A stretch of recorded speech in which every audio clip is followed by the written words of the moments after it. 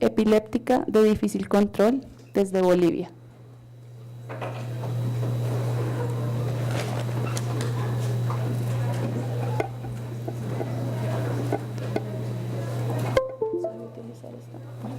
¿Sí? Pasa y alumbra. Y echa para atrás.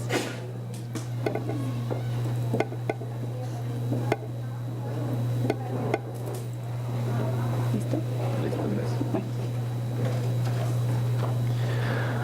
Buenas tardes, un agradecimiento a los que organizan este evento. No es muy agradable de mi parte estar aquí porque estoy reemplazando a un colega que ha tenido un evento cardíaco. Por lo tanto, que yo debería haberla dado el año pasado, esta charla la estoy dando ahora, aprovechando ese espacio que deja el colega, que esperemos que mejore el mismo, ¿verdad? Bien, este tema que gracias al doctor de México, que ha presentado y ha abierto el camino sobre la exposición, y a la doctora, muy bonita su charla, doctora, ojalá yo algún día llegue a exponer tan fácil como usted. Bien, este tema que yo traigo hoy, quizás un poquito descolgado de todos, es la experiencia de muchos años en un hospital de asistencia pública de tercer nivel, llamamos así, en la cual mi servicio se ha visto enfrentado a esta población de pacientes que sufren epilepsia y que no responden absolutamente a ningún tratamiento. Y ese drama que uno vive como médico y que tiene residentes y que uno tiene que transmitir conocimiento y tiene que transmitir experiencia y tiene que estar al día y tiene que hacer protocolos de investigación, de controles, tiene que copiar trabajos, etcétera, etcétera. Es muy difícil a veces adecuarlo al residente a que se resigne a una patología tan compleja como es la epilepsia, en la cual las complicaciones de las mismas no responden a nada y ahí el drama se avecina. Sabemos que la parte neuroendocrino inmunológica hoy está prevalente, es una ciencia abierta, nueva, donde dicen que la risa es uno de los factores que desencadena mayor protección y neuroprotección. Ahí yo voy a estar fracasado porque me cuesta reír. Entonces, voy a obviar estas cositas para irme rápidamente a lo que ya el doctor seguramente dijo. En las escrituras selectas que el doctor Jackson dejó en la Escuela de Medicina del London College, está esta definición que él la dio en el año 1861, al tratar de definir junto con un gran profesor francés, que ustedes ya se imaginan quién es, sobre este trastorno. Porque la epilepsia no es en sí una enfermedad, es un trastorno, ¿verdad? Definido como tal, complejo, que por cierto es un trastorno complejo, hoy se lo llama síndrome.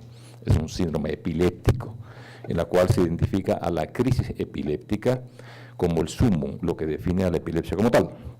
De cualquier manera, en Roma, en la cual yo asistí también, en 2011 se cambiaron algunos conceptos, porque desde los hermanos Gastó hasta los esposos Gitti-Gibbs se han ido creando criterios nuevos, y para unificar es que la ILAE trató de encontrar una definición que abarcase todo lo que hasta hoy se sabía de lo que era epilepsia.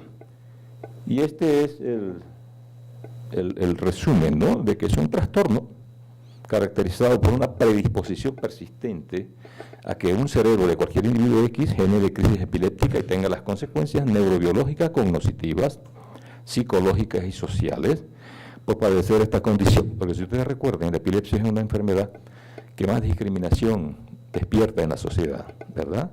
Es la que más tabúes tiene, es la que más mitos tiene. Y es un trastorno tan antiguo como el hombre mismo. Hoy sabemos que Alejandro Magno, mi tocayo, era un epiléptico. Y muchos, así como el último presidente Bush padre, también epiléptico. Todos ellos han estado controlados con buena medicación, porque el diagnóstico es importante para que uno escoja el medicamento adecuado. Esta definición de la ILAE que la hizo el profesor Adolf Fischer, ¿verdad?, que él dirigió un task force el año 2005, es el que hasta hoy se acepta como tal, como definición de lo que es epilepsia. Y rápidamente, desde el punto de vista epidemiológico, varía, como decía el doctor, de país a país, ¿no? Los países desarrollados están bajando sus índices, mientras los nuestros van creciendo. Estamos entrecruzándonos y debería ser lo contrario. La incidencia es esa, 50 por cada 100.000 habitantes por año, ¿verdad? Donde la primera década, la faja etaria más afectada es entre el nacimiento y los primeros 10 años, como también ahora se sabe que el extremo final de los 60 hacia arriba. Y la prevalencia tiene un rango mayor, desde 10 hasta 57 por cada 1.000 habitantes. La gravedad de la epilepsia va a depender, por supuesto, de la intensidad de la misma, de la frecuencia de las crisis que pueda tener el individuo, de los trastornos en el ciclo vigilia-sueño, tanto el ciclo vigilia-sueño como carácter hipnogénico desencadenador de crisis, o de la presencia de varios tipos de crisis en un solo paciente, de la predisposición que tenga el individuo y su adherencia al tratamiento, y de la cultura que tenga la sociedad y la familia, por ende, en este aspecto. Y según la OMS, es el último reporte, la población mundial sufrirá una crisis epiléptica cualquier individuo a lo largo de su vida. O sea, el 10% de cualquier población va a tener una crisis epiléptica en el transcurso de su vida. Muy bien. La intensidad obviamente será mayor o menor según el tipo de crisis epiléptica. Las frecuencias pueden ser desde aquellas que son raras, llamadas oligoepilepsias, 1 o 2 crisis por año, 1 o 2 crisis cada 2 años. Puede ser frecuente, una crisis por mes, una crisis por semana, o muy frecuente cuando son más de 2 a 3 crisis por semana o más de 2 a 3 crisis por día. Y se habla, mejor dicho, de gravedad cuando las crisis aisladas son crisis aisladas, las leves, la gravedad leve, una frecuencia de 1 a 2 por año, o la moderada, que son más frecuentes, ¿verdad?, con alteración del ciclo vigilia-sueño, o el ciclo vigilia-sueño desencadena crisis epiléptica, y la severa, que son las que se presentan con mucha frecuencia, son diurnas, son nocturnas, son más generalizadas, y aquí viene el tema que puedan ser o no de difícil control terapéutico, médico y clínico. Entonces, ¿cuál es la importancia de esto? Que como es un trastorno capaz de alterar en forma dramática la calidad de vida del individuo que la sufre, ¿verdad?, y que se acompaña de un alto grado de discapacidad porque produce cambios neuropsiquiátricos, neurocognitivos, psicomotores, ¿verdad?, con discapacidad evidenciada en las escalas de disability, si eso no es controlado de manera adecuada, y esto va a interferir mucho en el desempeño laboral de ese individuo, en su desarrollo escolar, en su integración social. Y en base a eso, la ILAE propuso esta nueva clasificación de la crisis epiléptica, que este año se va a reunir la ILAE, por suerte, en mi país, el grupo que comanda este sector, para modificar algunos aspectos que son muy propios de la enfermedad. Pero a lo que voy yo es que las crisis epilépticas, como ustedes ven ahí, son aquellas provocadas o sintomáticas agudas que dependen de una patología inicial, otra que la genera, y aquellas que antiguamente llamábamos propias, en la cual la epilepsia es en sí la enfermedad como tal, no el síntoma de otro proceso primario, las no provocadas. Estas, ya sabemos que entre un 11 y 18% tienen un carácter genético, hay varios cromosomas implicados, ¿verdad?, el 8, el 11, el 21, etcétera. Aquellas sintomáticas remotas, en la cual hay cambios estructurales, trastornos de membrana, daño en los canales del calcio y sodio, metabólica, en la cual hay un pH alterado, hay una disrupción de un estrés oxidativo alterado, y aquellas en la cual nunca se llega a saber por qué el paciente convulsiona, ¿no? Aquellas desconocidas, esenciales llamadas antiguamente. Bien, como yo les decía, la ILAE realizó desde el año 69 varias clasificaciones tratando de unificar los criterios. En el 81 planteó una que fue aceptada y luego se modificó el 89 y el 2005 es la que está en aceptación y en uso actual, pero con algunas modificaciones que en vez de simplificarla la está complicando. En esa complicación es que cada vez nosotros nos renunciamos a muchas cosas porque es difícil entender estos aspectos, porque la epilepsia en sí es muy compleja como tal.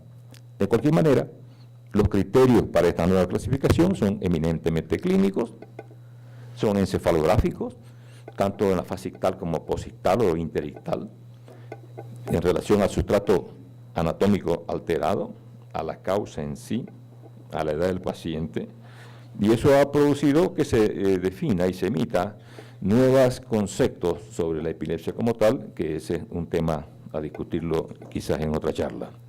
De cualquier manera, ya el doctor me antecedió, gracias a Dios, todas las crisis convulsivas tienen un componente motor, cuando es el lóbulo motor, el frontal, el que está afectado, sensitiva, cuando son los lóbulos sensitivos, parietal, temporal u occipital, ¿verdad? Sensoriales, cuando principalmente es el lóbulo temporal y el complejo del sistema límbico el que está afectado. Las autonómicas, en la cual hay una disrupción del sistema que antiguamente se llamaba centroencefálica, que es en realidad una proyección córticos troncales que van afectando formación reticular y otras cosas más, y van digregándose hasta un sistema de conducción de núcleos simpáticos y parasimpáticos, dando cambios autonómicos. Y las psíquicas, en la cual el lóbulo temporal es el principalmente afectado, ¿no? Son las crisis del lóbulo temporal, aquellas llamadas psíquicas, en la cual hay fenómenos de percepción alterada, del déjà vu, jamais vu, etc. Bien, y ahí voy a esto. El estado epiléptico, el estatus epiléptico, aquello que a nosotros los neurólogos le tenemos miedo. La ILAE, en 2015, hace 2 añitos nomás, definió el estado epiléptico como una condición resultante del fallo de los mecanismos responsables del cese de las crisis epilépticas o un inicio de los mecanismos que conducen a una duración prolongada de las mismas. ¿Cuáles son estas? Que hay una pérdida de la inhibición mediada por el GABA, que hay un aumento de la excitabilidad de los neurotransmisores excitadores como glutamato, aspartato, glicina, o por una sensibilidad de los receptores donde actúan estos modificando el traspaso del calcio, como el NMDA y el AMPA, ¿verdad? Que hay una desestructuración de los propios canales del calcio. Ustedes recuerden que el calcio es un ion extracelular 200 veces concentrado más fuera que dentro.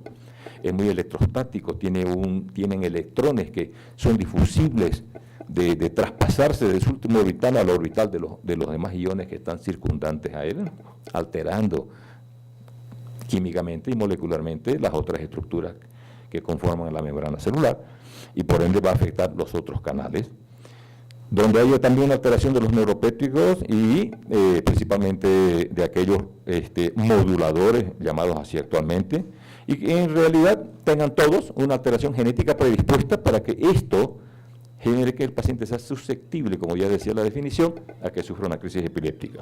De cualquier manera, se le ha clasificado el estatus epiléptico en inicial, ¿verdad? Ya se sabe que se denomina así a un paciente que tiene crisis convulsiva más de 30 minutos, en la cual no haya recuperación de la conciencia. Basta eso para definir como estatus convulsivo o estatus epiléptico, porque hay epilepsia autoconvulsiva y son epilepsias. Aquí, en estos casos, si el paciente no va cediendo a la medicación inicial de la primera línea, que son el uso de las benzodiazepinas, ya se habla después de un estatus establecido, en la cual ya vencida la primera línea terapéutica, ¿verdad? El paciente sigue convulsionando y uno comienza a usar fármacos antiepilépticos un poco más complejos, asociados o no, de acuerdo al tipo de crisis epiléptica. El estado refractario. Se llama refractario y eso es un poco bueno que lo recordemos, entre resistencia al tratamiento y refractariedad.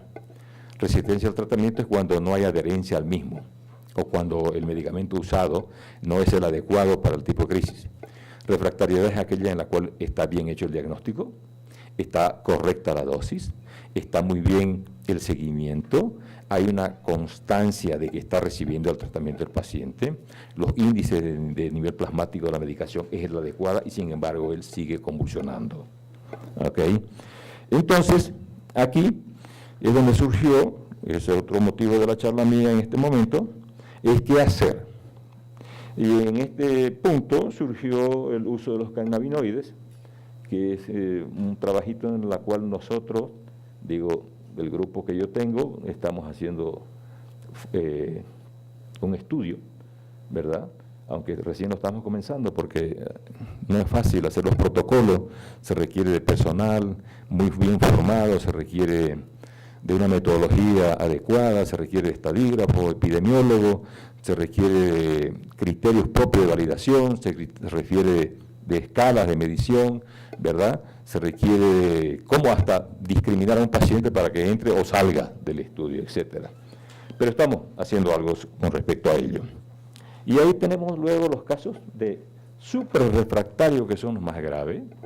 Son aquellos pacientitos que convulsionan 30, 40 veces al día, están en coma permanente, o lo mantenemos en coma permanente con barbitúricos de acción prolongada, ya no responden a nada, usamos hasta anestésicos, que también hemos usado en muchos casos, hemos revisado toda la literatura, y hemos llegado hasta ahí un trabajo de aquí de los colombianos muy interesante sobre el uso de la ivermectina como GABAérgico para el estatus epiléptico, ¿verdad? Bien. Entonces, estos son lo que más no existe actualmente en estos pacientes suprarrefractarios, ¿verdad? Se ha usado, como ya les dije, los benzodiazepínicos como la midazolam de acción ultra rápida. Hemos usado anestésicos, propofol, hemos inducido comas barbitúricos más de 24 horas, hemos congelado el cerebro en muchas situaciones.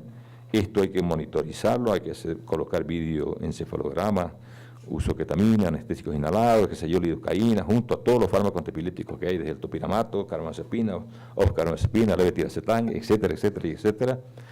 Hemos usado lo que usan los ginecólogos, hasta el sulfato de magnesio en bolos altos y frecuente. Hemos hecho inmunoterapia, corticoterapia, ¿no? Plasmaféresis en estos pacientes, porque también se ha visto que hay un problema inmunogénico afectado en estos casos. Y en aquellos pacientes que tienen los requisitos y cumplen el protocolo, en muchos de ellos se ha llegado a una cirugía, ¿verdad? Si la causa es detectable y vemos que lo que está afectado es la parte hipocampal mesolímbica, ¿no? Del sistema límbico. Hemos hecho hipotermia, una hipotermia un poco rudimentaria, no la que hacen los gringos con medición de gases, ¿no? Sanguíneos, nosotros simplemente con temperatura externa. Hemos hecho en algunos casos dieta cetogena, hemos elevado el tenor proteico de estos pacientes a niveles casi tóxicos, pero aún así estos pacientes convulsionan. Hemos estimulado el vago, el trigémino, en algunos casos se ha hecho esta estimulación por sonda con el altálamo. Hemos hecho hipotensiones licuóricas severas, electroshock para que el fuego se combate con fuego, y no tengo mucha experiencia, pero en uno o dos casos hemos usado la allopurinol, ¿no? El ALO. No es fácil conseguirlo en mi país. Y dentro de las nuevas terapéuticas ahí surgió los cannabinoides, que es el motivo de mi conversación en este momento. No voy a hablar de ya lo que el doctor estaba mostrando, ¿no? Porque surgió en el mercado médico la idea de que los cannabinoides estaban dando resultados en muchas enfermedades. Hoy me adelanto a decirles que todos los datos que hemos obtenido de ellos son meramente anecdóticos, ¿verdad? Los cannabinoides se usan para dolor en pacientes con cáncer terminal, no hay un efecto medido, evidente, favorable. Se ha usado en estatus convulsivo. Nosotros estamos haciendo un estudio, pero en la literatura también no hay ningún dato favorable. Se usa en trastornos del movimiento, en síndrome de Gilles-Latourette, ¿verdad? Se ha usado en Asperger y por último en niños con autismo. Algunos casos anecdóticos mostrados con éxito. Pero hoy sabemos que es un negocio. Es un negocio de 10.000 a 12.000 millones de dólares, en la cual los productores, desde California hasta Chile, ¿no?, están haciendo fuerza para que se extraiga un producto químico de este arbusto y emplearlo en estos casos. Y ahí viene lo que nosotros decimos, que prácticamente estamos en manos de las grandes corporaciones farmacéuticas y ellas son las que deciden qué es lo que hacemos y cómo hacemos. Y ahí viene la discusión de aquellos que no estamos ligados ni tenemos ningún interés económico ni comercial con ellos. Una breve reseña del cannabis sativa. Ustedes saben que es un cáñamo con una historia muy interesante, ¿verdad? Es un arbusto de la familia Cannabaceae. Es una planta anual, dioica, originaria de las cordilleras del Himalaya, ¿verdad? Carolus linneo Yara taxonómicamente la clasificó en 1753. Desde esa época hasta hoy tiene diferentes usos. Es más, es una planta muy milenaria y su tronco, su cáñamo, ha sido usado como fibra textil. Y ahí viene lo interesante. Quienes prohibieron su producción en Estados Unidos, el plantar este cáñamo, fue la DuPont. La DuPont, porque el producto textil obtenido de esto le estaba quitando los productos derivados del petróleo que ellos usaban para producir plástico. En fin, hay aceites obtenidos de la semilla. Se ha usado mucho el cannabis como planta medicinal, ya en esta época, como ustedes ven, en 2737 a.C., se usaba como psicotrópico, ¿verdad? Y ha sido una herramienta muy usada por los chamanes en aspectos místicos y espirituales. Muy bien. Muchas de las variedades de este cannabis, que son varios los arbustos, tienen propiedades psicoactivas, es decir, alteran la psiquis del individuo. Y se suele llamar cáñamo a las variedades con bajo contenido de tetrahidrocannabidiol, usado para extraer su fibra, como la marihuana, por ejemplo, es un término empleado para denominar a una variedad que tiene el alfa-tetrahidrocannabidiol en alta concentración. Esto está concentrado en perlitas en las vellosidades de las hojas, en los cogollitos. Mientras más verde la hoja, mejor su concentración, mayor, mejor dicho. En esos pelos glandulares se sintetizan y aquí se van acumulando esos cannabinoides en mayor proporción. Es recordar también que estos arbustos, ojo, producen su alcaloide como un mecanismo de defensa en un ambiente que es desfavorable para ellos, sea para que los insectos no la coman, no la destruyan, no le coman los cogollitos, las hojas más tiernas, ¿verdad? Y ahí hemos conocido una gran familia de plantas productoras de alcaloides, desde el café, el té, el chocolate, ¿no? La quinoa, la coca, etcétera, y por último la marihuana. Muy bien, entonces, ¿qué es un cannabinoide? Es un compuesto orgánico perteneciente al grupo de los terpefenoles. Es capaz de activar receptores cannabinoides en el cuerpo humano. O sea, ¿tenemos receptores nosotros de esto? Sí, tenemos. Y hay tres tipos de cannabinoides, ¿verdad? Los fito, el de las plantas, que son naturales, están contenidos en este grupo de cannabinoides, y estos actúan sobre los receptores cannabinoides endocannabinoides humanos. Tenemos los sintéticos, que es lo que hace la industria farmacéutica, se obtienen en el laboratorio, ¿verdad?, con una estructura molecular cuasi parecida, son isómeros prácticamente, y los endocannabinoides que nosotros secretamos en el cuerpo y que controlan diferentes funciones fisiológicas, principalmente los tractos de dolor, aquellos que regulan dolor, o sea, vías aferentes nociceptivas, que tienen vías descendentes reguladoras que van desde la corteza, tronco, sustancia gris periacueductal, hasta terminar en el asta posterior de la médula.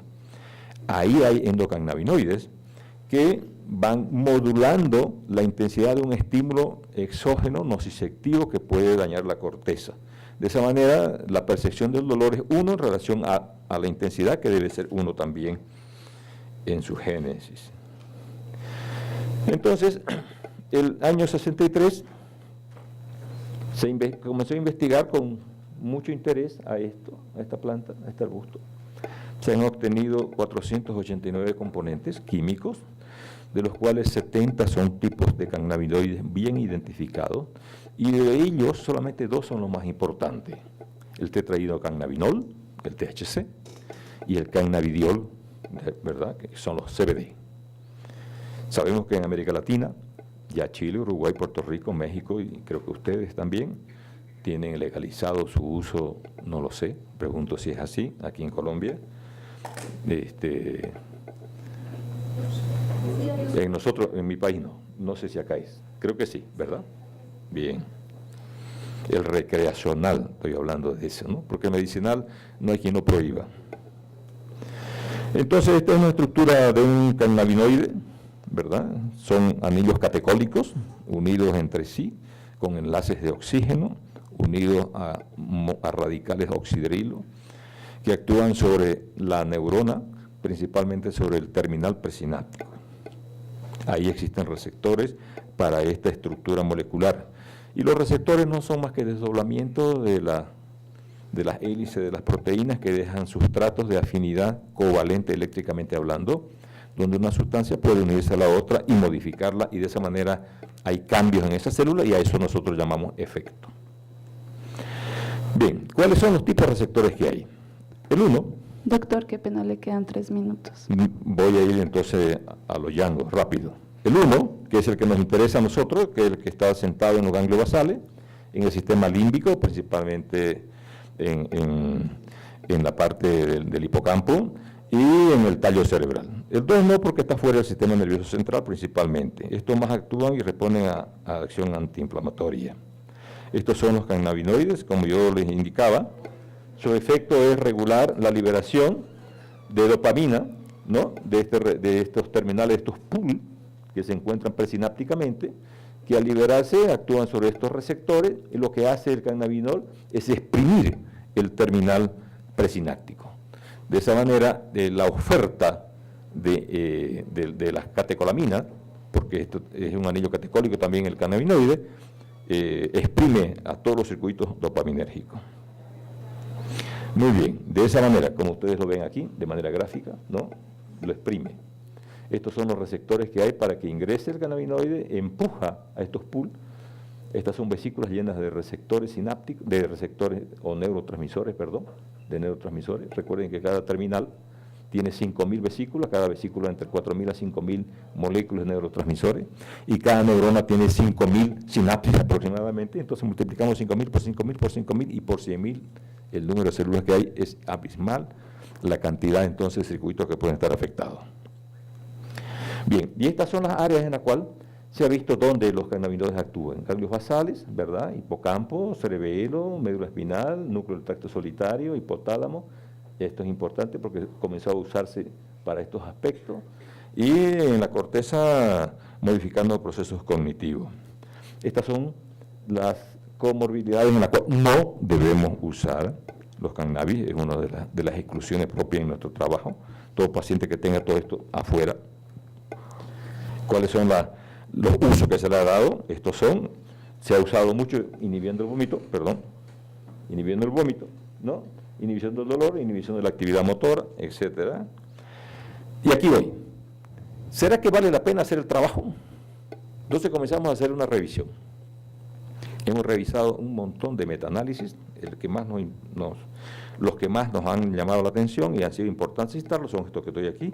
Doctor, qué pena, ya comenzaron los 5 Doctorita, minutos. si no me deja, por favor, no puedo, un rotingo, si no, máteme.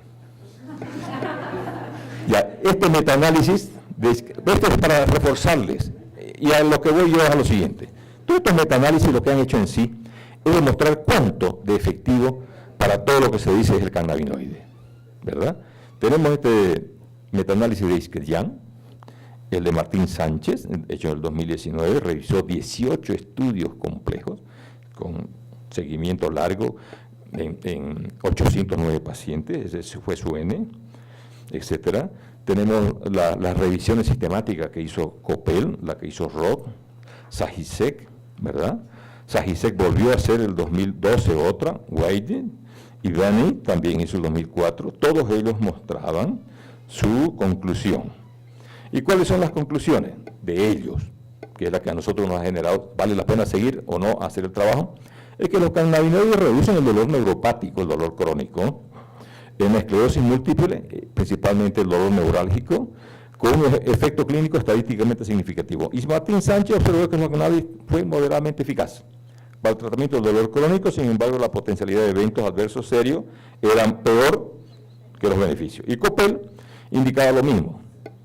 Ahora, Coppel en su segundo trabajo no demostró beneficios significativos en la administración de cannabinoides en comparación con placebo, Y no mostraron tampoco efectos adversos, y Gloss, que proveyó información con respecto a este punto final, llegó a las siguientes conclusiones, porque hay varias, aquí se las voy a citar, y yo las voy a concluir con esto. Estos son todos los trabajos revisados, y antes terminaré.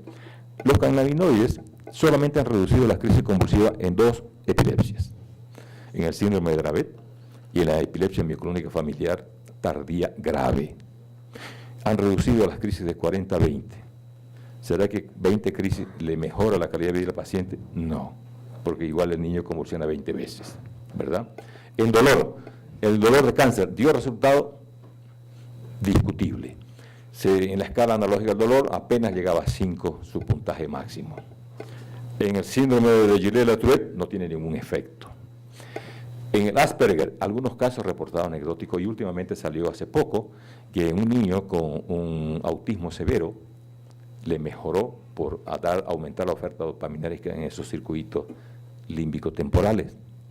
Pero también es anecdótico. En conclusión, y a lo que yo voy, es que no hay todavía para el cannabis nada favorable, pero sin embargo, y este es mi mensaje, hay una fuerza terrible, tanto que la FDA acaba de aprobar la primera droga extraída del cannabis para tratar epilepsia. Tiempo, doctor, qué pena. Termine, doctorita. Gracias. Gracias.